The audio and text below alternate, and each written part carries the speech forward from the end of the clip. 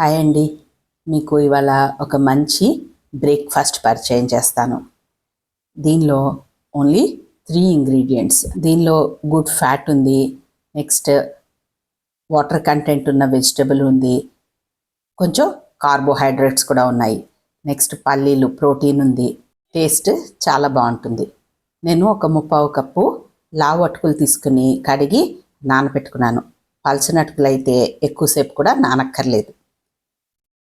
అలాగే అదే కప్పుతో సేమ్ మెజర్మెంట్ కొబ్బరి, ఒక హాఫ్ చిప్ప కొబ్బరిని తురుముకొని రెడీ పెట్టుకున్నాను.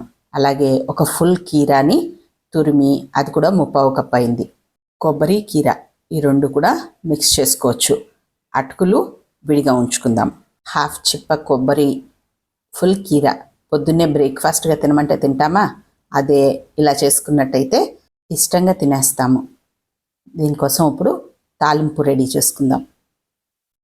ఆయిల్ కూడా చాలా చాలా తక్కువ వేయండి, ఎందుకంటే కొబ్బరి ఆయిల్ ఉంటుంది కదా, సరిపోతుంది.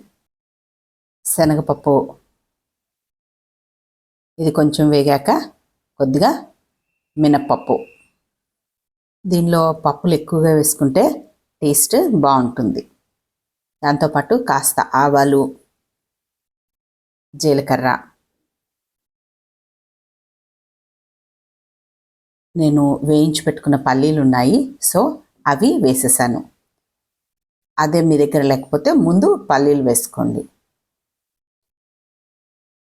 సన్నగా తురిమిన పచ్చిమిర్చి, ఎండుమిర్చి, కరివేపాకు. ఇవి వేగాక దానిలో మనం నానబెట్టుకున్న అటుకులు వేసేద్దాం.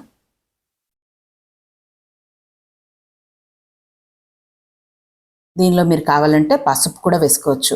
నేను తెల్లగా ఉంచడం కోసం పసుపు కారము ఏమి వేయట్లేదు. మీకు కారం కావాలనిపిస్తే కొంచెం పచ్చిమిర్చే వేసుకోండి, కానీ కారం వేయకండి. అటుకుల్ని కాసేపు వేగనిద్దాం, ఎక్కువసేపు అక్కర్లేదు అది కూడా.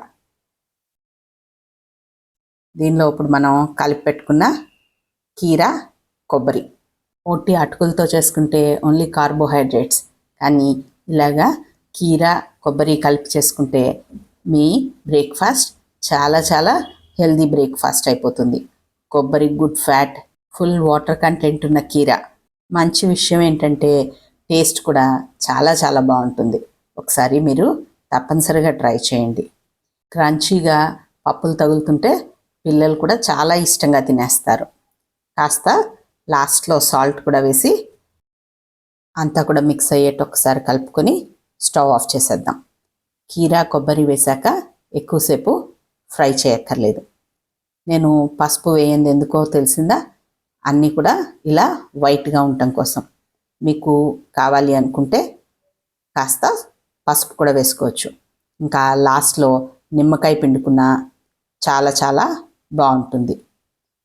మీ టేస్ట్కి అనుగుణంగా మీరు కావాలంటే నిమ్మకాయ కూడా పిండుకోవచ్చు. ఎంతో టేస్టీగా, ఎంతో హెల్తీగా నాకు ఈ బ్రేక్ఫాస్ట్ అయితే చాలా చాలా ఇష్టం. మీకు నచ్చిందా? నచ్చితే మీరు కూడా ఒకసారి తప్పనిసరిగా ట్రై చేయండి. చాలా తక్కువ ఆయిల్ పడుతుంది. నెక్స్ట్ కొబ్బరి, కీరా, ఇవి మార్నింగ్ బ్రేక్ఫాస్ట్లో చాలా చాలా మంచిది. విడిగా తింటే ఇంకా మంచిది. మనం రెగ్యులర్గా పచ్చివే రోజు తినేదానికన్నా ఎప్పుడన్నా ఇలా చేసుకుంటే ఇంకా ఇష్టంగా తినచ్చు. నచ్చిందా? నచ్చితే తప్పనిసరిగా ట్రై చేయండి.